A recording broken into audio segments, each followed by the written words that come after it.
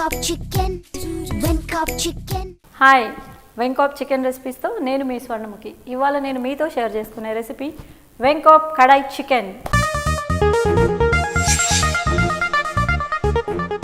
ఇది ఎలా చేయాలో చూద్దాం. సో కడాయి చికెన్కి మనము ఫస్ట్ నూనె వేడి చేసుకోవాలి ఒక కడాయిలో. సో నూనె వేడైంది కదా, జీలకర్ర వేద్దాం. ఉల్లిపాయ ఇలా డైస్ లాగా కట్ చేసుకోవాలి. పచ్చిమిరపకాయ ముక్కలు, అల్లం చిన్నగా సన్నగా తురుముకుంది వేసి చక్కగా ఫ్రై చేసుకొని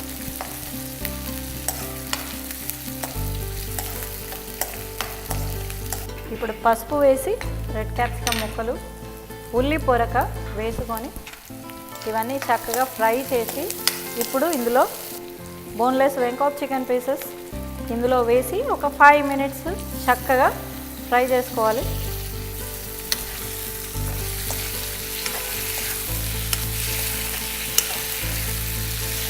చికెన్లో నుంచి నీళ్ళు వస్తాయండి, సో ఆ నీళ్ళు కూడా ఇవాపరేట్ అయిపోవాలి.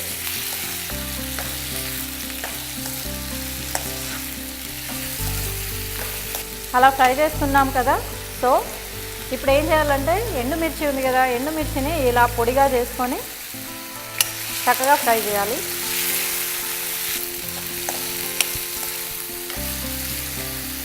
సో ఇలా 5 minutes ఫ్రై అయిన తర్వాత ఇందులో మనము ధనియాల పొడి, ఇది సోంపు, పట్ట ఇంకా మిరియాల పొడి 3 కలిపి రోస్ట్ చేసి పౌడర్ చేశాను.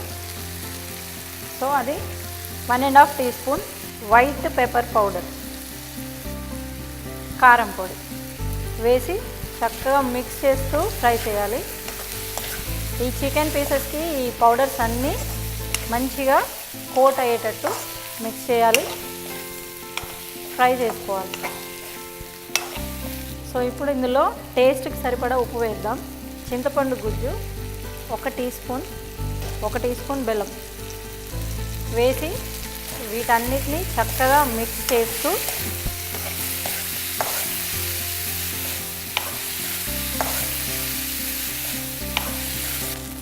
కొన్ని వాటర్ వేసి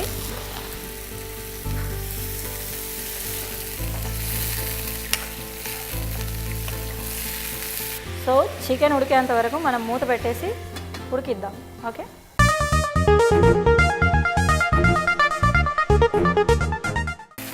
సో ఇప్పుడు మూత తీసి చూస్తున్నాం కదా ఎలా అయిపోయిందో.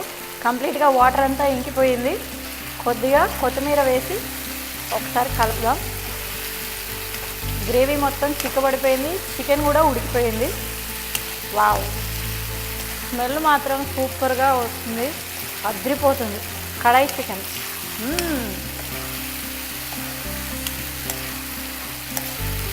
చూడండి కంప్లీట్గా థిక్గా అవుతుంది గ్రేవీ అంతా.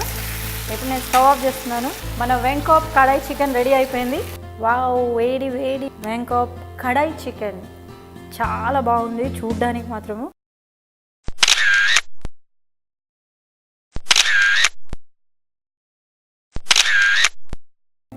తింటాను, తింటే టేస్ట్ ఎలా ఉంటుందో తెలుస్తుంది. ఓకే,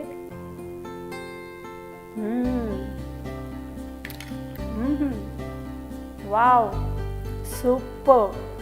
వెంకాప్ కడాయి చికెన్ రియల్గా సూపర్గా ఉంది. ట్రై చేయండి, మీకు కూడా నిజంగా తప్పకుండా నచ్చుతుంది. సో చూసారు కదా వెంకాప్ కడాయి చికెన్ ఎలా చేయాలో.